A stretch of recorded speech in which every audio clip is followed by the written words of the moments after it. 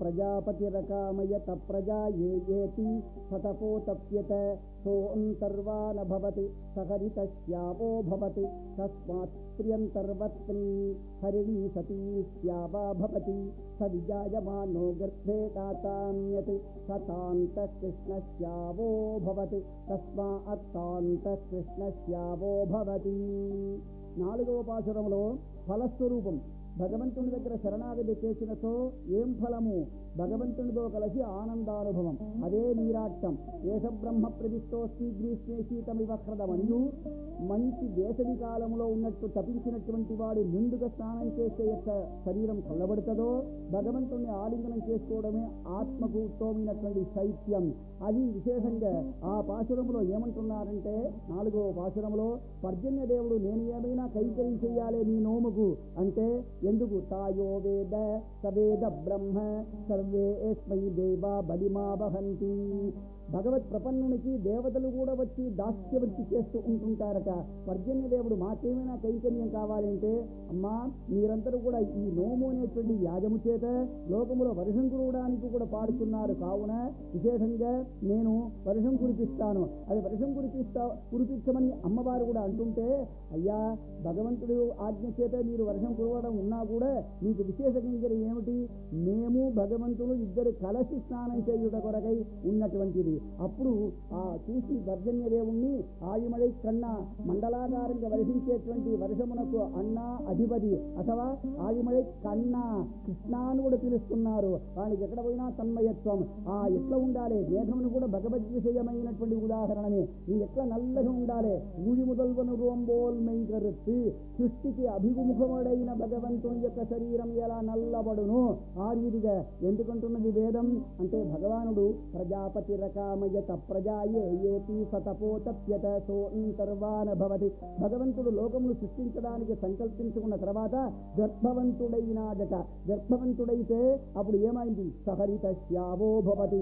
ఆయన నల్లని యొక్క శరీరం కాస్త తెల్లబడ్డదట. అందువల్ల లోకములో కూడా తస్మాత్ ప్రియంతర్వత్ని హరిణీ సతీ శ్యావా భవతి. లోకములో కూడా గర్భిణీ స్త్రీల యొక్క శరీరం కాస్త తెల్లబడుతుంది అన్నది. ఆయన సృష్టించేటప్పుడు బాగా నల్లబడ్డదట. అందువలన ఈ లోకంలో కూడా ప్రసవించేటువంటి స్త్రీకి ఆ సమయంలో శ్రమం చేత నల్లబడుతుంది. సతాంత కృష్ణ శ్యావో భవతి. సృష్టికి అభిముఖంగా ఉండేటప్పుడు దయతో సృష్టిస్తున్నాడు. కావున శరీరం ఎట్లా భగవంతునికి నల్లబడుతూ ఉన్నదో ఆ రీతిగా ఆ రంగు మీ దగ్గర చూడాలి. ఆయన చక్రాయుధం వలె మీకు మెరువాలి. ఆయన శంఖనాదం వలె గర్జించాలి. ఆ గర్జన ఎట్లా ఉండాలి? క్రోశాతి గర్ద కన్యేవతున్నా పేరుంతుం జానా పత్యే వజాయ. మేఘ గర్జన ఎట్లా ఉంటుంది అంటున్నది వేదం. ఎట్లా అంటే, ఆ శిశువు ఏడిచ్చినట్టు, ఏ శిశువు స్త్రీ ప్రజ ఏడిచ్చినట్టు ఆ స్త్రీ ప్రజకే బాగా ఏడుస్తారట. అందువల్ల విశేషంగా స్త్రీ ప్రజ ఏడిచ్చినట్టు అంటే ఆకలితో ఏడిస్తే ఎట్లనో అట్లా ఉండాలి. అప్పుడు వర్షం ఎట్లా కురవాలి? అయ్యో పిల్లకు ఏమైనా ఆకలి అవుతున్నదో అని తల్లిదండ్రులు ఎట్లా పాలును వర్షిస్తారో అలా వర్షం కురవాలి. మీరు ఆ రీతికి విశేషంగా ఈ గర్జనను వినే మాకు ఆనందపడాలి. ఆంజనేయుని యొక్క స్వరమును విన్న తర్వాత ఆయన దృష్టాసీగా చెప్పకముందే ఆ విశేష సర్వదా కృతకార్యోసో హనుమాన్నాత్ర సంశయ నశ్య కృతకార్యస్య. సీతమును చూసియే వస్తున్నాడు, అందువల్ల గంభీరధ్వని ఉన్నది అన్నారు. కృష్ణుడు ఎట్లా ఓఘమేఘస్వన కృష్ణ అని పెద్ద కంఠంలో విశేషంగా పలుకరిస్తాడో ఆ రీతిగా ధ్వని కూడా ఉండాలి. విశేషంగా ఆయన యొక్క శార్ంగమనేటువంటి విల్లు నుంచి వచ్చే బాణవర్షం వలె వర్షించాలి. నాంగళం మార్హేణీరాడ మహిళ భూలోకములో సంతోషంగా స్నానం చేయాలి. భూస్పర్శ కాని తీర్థములో స్నానం చేయకూడదు. దివ్యా ఆపోషాంతా ఇమం లోకమాగచ్చేయు ఆపో దేవీర్బృహతీర్విశ్వశంభువ ఇత్యాహ అస్మాయేవైనా లోకాయ శమయది. పైనుంచి పడేటువంటి వర్షధారలో ఉగ్రత్వం ఉన్నది కావున భూస్పర్శం చేతనే దానికి విశేషమైనటువంటి ఉగ్రత్వం పోయి శాంతి కలుగును. అటువంటి భూస్పర్శం కలిగినటువంటి తడాగాదులలో నిండుగా భగవంతునితో కలిసి స్నానం చేసి ఆయన కైంకర్యం చేత మేము ఆనందపడుతున్నాం కదా, అదే మా శరణాగతికి ఫలం. నాంగళం మార్గై నీరాడ మహిళని 4వ పాశురములో ఫలస్వరూపమును వెల్లడించినది అమ్మవారు.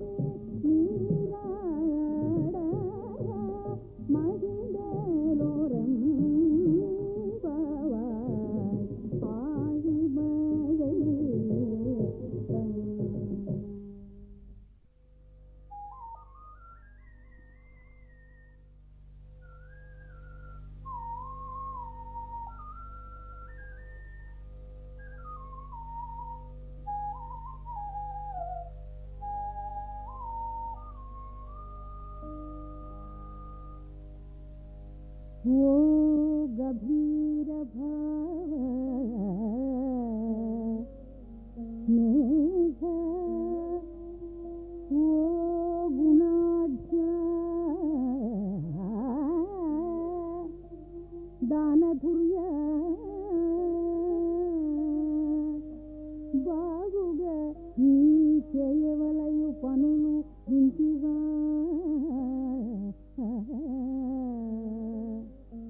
జలధికేగి నడిని జలము కొలద నీర త్రావి జలధికేగి నడిని జలము కొలది నీర ద్రావి ఉరిని గలయ నిన్ను ముట్టి అలముకోగదే జలదిశాయి మేనిదాలు కలుగునట్టి మేను దాసి చెక్క కాంతి సరణి తెలియ జక్క మెరయుమా పాంచజన్యమనడు సంకుపగిది మ్రోసి చాంగమట్టు నీకి అంబులొక్క మొగిని నీకి ఉరియుమా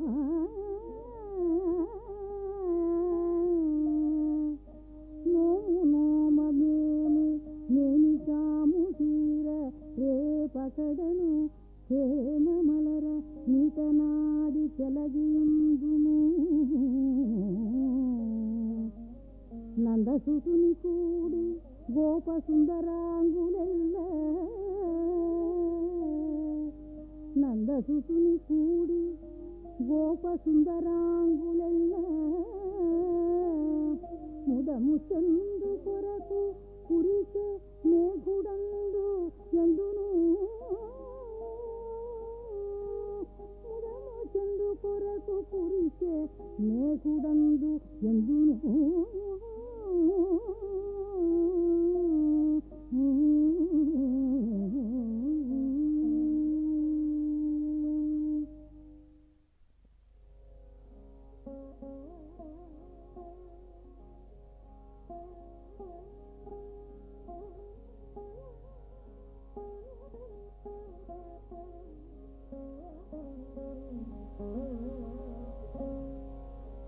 కృష్ణాన్వయేన దధతి యమునానుభావం తీర్థైర్యధావత్ అవగాహ్య సరస్వతీం తే గోదే విచస్వరధియా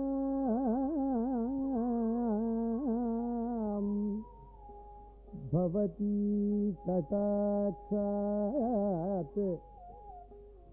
వాచః స్ఫురంతి మకరందముచః